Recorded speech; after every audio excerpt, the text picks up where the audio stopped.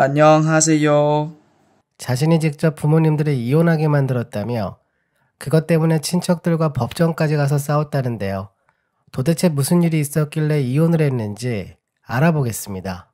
안녕하세요. 저는 올해 33살이 되었고 작년에 결혼식을 올린 여자입니다.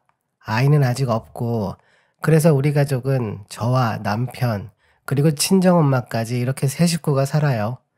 아버지는 따로 혼자서 지내십니다. 두 분은 이혼하셨거든요. 합의 이혼이 아니라 소송으로 진행했고 그 시작은 저희 친정엄마가 하셨습니다. 제가 옆에서 많이 도와드렸거든요. 이혼 이야기도 제가 먼저 엄마에게 꺼냈습니다. 이제 그만 아빠를 버리라고, 제발 버리자고 이야기했거든요. 다른 어머님들도 다 그러시겠지만 저희 엄마도 유난히 고생을 많이 하셨습니다. 아버지가 정말 대단하셨거든요. 지금 표현으로 하면 저희 부모님은 주말 부부셨어요. 아버지는 건설 현장에서 일하셨고 늘 나가 계셨으니까요. 주말 부부셔서 그런진 잘 모르겠지만 저는 외동딸입니다. 늘 동생이 갖고 싶었지만 엄마는 그때마다 미안하다고만 하셨어요. 지금 와서 생각해보면 동생은 고사하고 제가 태어난 것도 거의 기적 같은 일인 것 같습니다. 어릴 적 아버지에 대한 기억은 거의 없습니다. 그리고 제가 중학생이 되면서부터 아버지가 이상하다고 생각했고 고등학생이 되어서는 우리 엄마가 정말 너무 불쌍하다고 느끼게 되었으니까요. 그때부터 저는 꿈이 하나 있었습니다. 아버지 없는 곳에서 엄마와 단둘이 지내고 싶었습니다. 특히 아버지의 가족들인 고모들과 다 끊고 살길 원했어요. 엄마가 당해왔던 시집살이는 엄마만 기억하고 상처받는 게 아닙니다. 그 자식들도 모두 다 보고 싹 다 기억합니다. 아버지는 늘 건설 현장에 내려가 지낸다고 하며 집에는 거의 없었는데도 고모들은 자주 저희 집에 찾아오며 엄마를 괴롭혔습니다. 늘 엄마에게 와서는 할머니에게 잘하지 못한다며 구박을 하셨어요. 매번 그러셨습니다. 저희 아빠는 장남이셨어요. 고모만 3분이셨고 혼자 남자라 그 당시 기준에서는 아빠가 부모님을 모셔야 했나 봐요. 근데 지금 사는 집도 20평이 안 되는 작은 빌라에 살아서 그냥 모실 공간 자체가 없었거든요. 근데 그건 사실 집이 작아서 모시지 못하는 건데 고모들은 그렇게 찾아와서 구박하고 심지어 시골로 내려가 모시고 지내라고 며느리가 뭐하고 있냐고 아주 대놓고 이야기했습니다. 아빠는 그런 상황을 다 알면서도 모른 척 했고요. 그래서 제가 집에 있으면 늘 집 전화는 제가 받았습니다. 고모에게 오면 항상 엄마는 집에 없다고 이야기했고요. 그런 구박을 그때부터 지금까지 그리고 부모님 이혼 후에는 저에게도 하십니다. 그래서 지금은 다 끊고 살고 있어요. 아버지는 집안 건설 현장 근처에서 지내시면서 집에는 거의 오지도 않으셨고 나중에는 바람까지 나신 것 같았어요. 그때 부모님들이 싸우시던 날 엄마는 유독 심하게 화를 내시더라고요. 그때 처음 이혼이라는 이야기도 하셨고요. 하지만 이혼을 하지 않으셨어요. 그 이유가 저 때문인 것 같았습니다. 제가 그 당시 중학생이었거든요. 제가 고등학생이 되었을 때도 아버지는 또 바람을 피웠고 그때는 제가 먼저 이혼하시라고 이야기할 정도였습니다. 왜 답답하게 참고 사시냐고 그냥 이혼하고 우리 둘이 나가서 살자고 제가 더 세게 이야기했었거든요. 그래서 전 바람 피는 사람은 인간으로 취급하지 않습니다. 아무리 아이들 모르게 바람을 피우고 싸운다고 해도 다 알고 있어요. 한 집에 같이 살면 부모님의 숨소리만 들어도 눈빛만 봐도 지금 어떤 상황인지 알게 됩니다. 아버지의 2번의 바람은 어린 저에게 큰 충격이었고 모든 걸 다 기억하고 있습니다. 그 여자 이름도 기억해요. 그래서 제 고등학교 때부터 꿈이 엄마랑 둘이 사는 걸로 바뀐 거예요. 돈 많이 벌어서 단둘이 살고 싶었어요. 돈을 많이 벌기 위해서 열심히 공부했고 학자금 대출로 대학에 가서 또 정말 이를 갈면서 악착같이 했습니다. 제 어린 시절을 그런 아빠와 보내서 그런지 예전부터 인간이 사는 모습이 마치 비누 같다고 생각했습니다. 어른이 되고부터는 자신을 녹여 거품을 만드는 것처럼 그렇게 녹아 사라질 때까지 거품을 만든다고 생각했어요. 특히 저희 엄마를 보면 그런 생각이 참 자주 났습니다. 사람마다 거품이 잘 나는 사람이 있고 아무리 비벼봐도 거품이 잘 나지 않는 사람이 있잖아요. 저희는 가난해서 엄마는 아무리 비벼도 거품이 잘 나지 않는 사람이었고 그런 우리 엄마가 나 때문에 다 녹아 없어질까봐 저는 시간이 없었습니다. 그래서 거품이 잘 나는 사람이 되려고 공부에 매달렸고 대학교도 한 학기 먼저 조기 졸업을 하고 직장을 구했어요. 그렇게 제약회사에 들어갔습니다. 제가 사회에 들어간 나이가 25살이었어요. 그리고 지금 33살이 돼서야 엄마를 모시고 나오게 되었습니다. 처음에 직장에 들어가게 되었을 때부터 저는 친정엄마와 따로 나와 지내려고 했지만 쉽지 않았습니다. 엄마는 계속 지금까지 어떻게 참고 살았는데 제가 결혼할 때까지는 참고 지내겠다고 아직은 아니라고 하셨네요. 그래서 제가 29살이 되었을 때 결혼하려고 준비했었는데 상견례까지 다 마친 상황에서 엎어지게 되었습니다. 아버지가 그 당시 예비신랑에게 저 몰래 돈을 빌리려고 해서 그 일이 커지면서 예비시댁에서 먼저 파혼하자 했어요. 아빠는 예비신랑에게 돈을 먼저 빌리고 나중에 축의금이 들어오면 거기서 돈을 갚겠다고 급하다고 했다더군요. 저는 그 이야기를 예비신랑에게 전해 듣고 너무 부끄러워서 그때 이미 어느 정도 파혼을 예상했었습니다. 아빠를 말려보고 싸워도 보고 했지만 어차피 나중에 축의금 들어올 돈인데 뭐 어떠냐고 되려 화를 내셨고요. 그 이야기가 예비 시부모님들에게까지 전해지면서 그냥 전화로 파혼 통보를 하시더라고요. 인연이 아닌 것 같다며 자세한 집안 상황은 모르겠지만 아들을 둔 부모 마음을 이해해달라면서 받아들일 수 없다고 하셨어요. 결국 그렇게 제 첫 번째 결혼이 아빠 때문에 파혼으로 끝이 났고 그때부터 저는 아빠와 연을 끊고 살았습니다. 근데 고모들이 하는 소리가 참 가관이었네요. 아빠 덕분에 이상한 집안을 피할 수 있었다고 다행으로 생각하라더군요. 그 뒤로 저는 결혼에 대해서 포기하고 살았었어요. 이런 아빠를 둬서 내 팔자에 결혼은 없을 것 같았습니다. 엄마에게도 딸 자식 결혼 기다리지 말고 당장 그 집에서 나오라고 제발 아빠를 버리라고 했습니다. 엄마는 끝까지 제 결혼을 기다리셨어요. 그래도 결혼식장에 아빠 손잡고 들어가야 하지 않겠냐고 하시면서요. 그렇게 3년이 더 지났고 새로운 인연을 만나게 되었어요. 저보다 4살이 많은 약사 남자였습니다. 근데 웃긴 건 그 남자도 파혼 경험이 있어서 결혼에 대해 포기하며 지냈다고 하더라고요. 자기가 집안에서 늦둥이 막내 아들인데 아버지는 어릴 때 이미 돌아가셨고 어머님이 건강이 좋지 않으셔서 결혼을 서둘러 하려다가 파혼하게 되었다면서 이제는 어머님까지 돌아가셔서 결혼에 대해 완전히 접고 지냈었다고 저랑 엄청 비슷하다고 했었네요.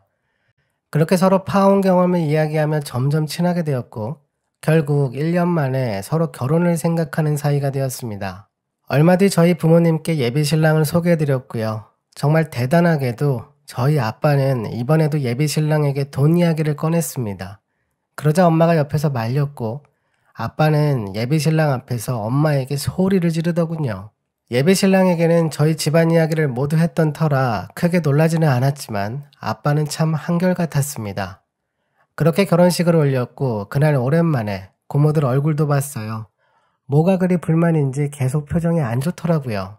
제가 약사 남편하고 결혼하는 게 그렇게 배가 아픈 건지 고모 셋이 돌아가며 저에게 계속 약사가 맞냐고 물어보고 남자가 나이가 많아 보인다고 재혼이냐고 묻기까지 했네요. 어떻게든 흠을 잡으려고 갖은 노력을 다 하더군요. 그런 가족들 때문에 제 결혼식 사진은 엉망으로 나왔습니다. 표정은 계속 굳어있고 사진 찍는 내내 저에게 표정 풀라고 그 소리를 몇 번이나 들었어요. 아빠라는 사람은 축의금 받는 곳에 서서 받는 봉투를 그 자리에서 열어보더군요. 지옥 같은 결혼식이 별 사고 없이 잘 끝났고요. 그리고 몇 달 뒤 새로 장만한 신혼집에 집들이를 했어요. 분명 저는 부모님만 불렀는데 아빠가 다 이야기했는지 고모들까지 우르르 몰려왔습니다. 집에 와서는 계속 이곳저곳을 들쑤시고 다니며 만져보고 열어보고 난리도 아니었고요. 심지어는 냉장고까지 다 확인하더군요. 그렇게 식사를 하고 제가 엄마를 모시고 저희 집 방을 하나 보여드렸습니다. 아빠랑 고모들도 따라왔고요. 저희 신혼집에는 방이 3개입니다. 한 곳은 저희 부부가 쓰고 한 곳은 옷장처럼 쓰다가 나중에 아이방을 할 거고요.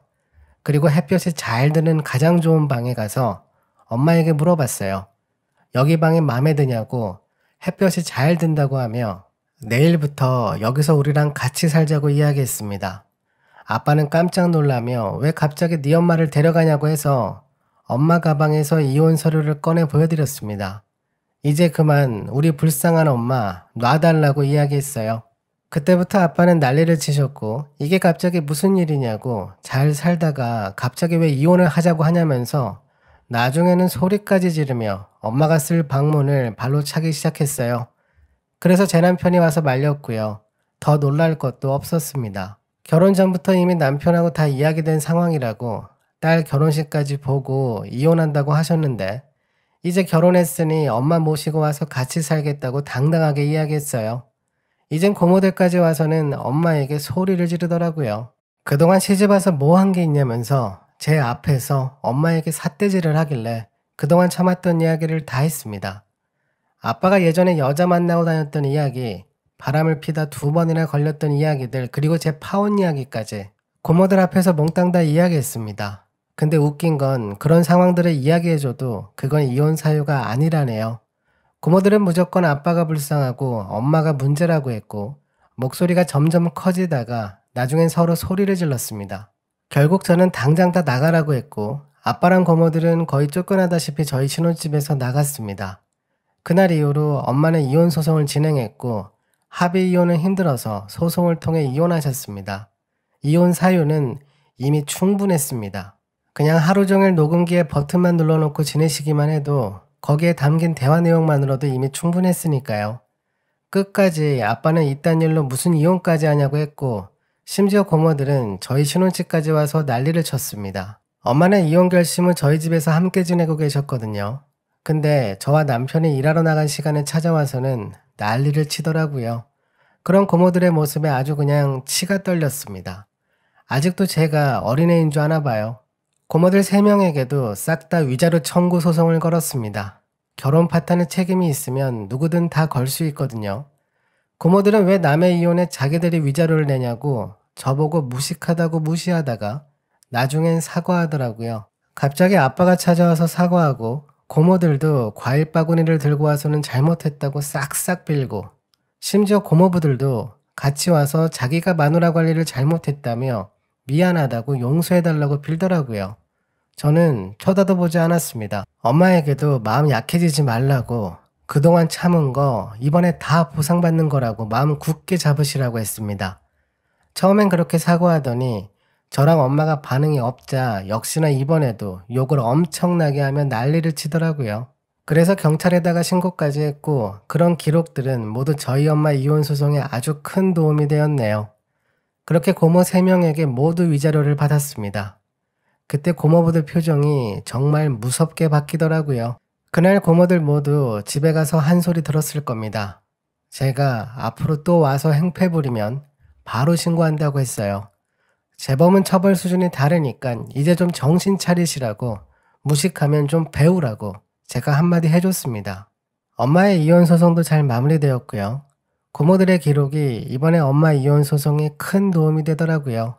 결국 고모들 덕분에 엄마 이혼 소송을 편하게 했습니다. 위자료에 재산 분할까지 깔끔하게 받아서 나오셨어요. 아빠는 살던 집을 팔아버리시고는 큰 고모 있는 동네로 내려가 지낸다고 하시더군요. 그리고 저희 엄마는 이혼 소송을 마치고 친구분들과 제주도에 다녀오셨어요. 태어나서 처음 비행기 타본다고 좋아하셨습니다. 친척 동생에게 전해 들었는데 고모들 사이에서 제 욕을 그렇게 심하게 한다고 이제는 아빠도 같이 합세해서 자기 딸 욕을 그렇게 한다고 합니다. 그래서 제가 정말 마음이 더 편해지네요. 죄송한 마음이 싹 사라졌어요. 장모님과 함께 사는 남편이 참 고맙기도 하고 미안하기도 했는데 남편은 정말 고맙게도 자기는 더 좋다고 늦둥이로 태어나 엄마와 지낸 시간이 짧아 아쉬웠는데 오히려 요즘은 참 좋다고 합니다. 엄마가 딸의 결혼을 보겠다며 버텨준 덕분에 제가 저렇게 좋은 남편을 만나게 된 것 같기도 하고요. 누가 뒤에서 뭐라고 욕을 하든 이제 신경 끊고 앞으로 저는 우리 엄마랑 행복하게 지낼 겁니다. 감사합니다. 제가 준비한 사례는 여기까지입니다. 정말 그동안 마음고생이 많으셨을 것 같네요. 그 끝이 행복하게 되어서 정말 다행입니다. 고모들에게 위자료 청구하신 일은 너무 통쾌합니다. 이제 겁나서 찾아오지도 못하겠네요. 특히 제보자분의 남편께서 심성이 너무 착하셔서 앞으로 행복한 일이 더 많을 것 같네요. 열심히 노력한 시간을 보상받으시는 것 같아서 너무 다행입니다. 어머님과 건강하게 오래오래 행복하게 지내시길 바랍니다. 이번에 제가 준비한 영상은 여기까지입니다. 잊지 않고 찾아와 주셔서 다시 한번 감사드립니다. 다음에도 열심히 녹음하고 편집해서 더 좋은 내용의 영상으로 찾아뵙겠습니다. 지금까지 썰대표였습니다.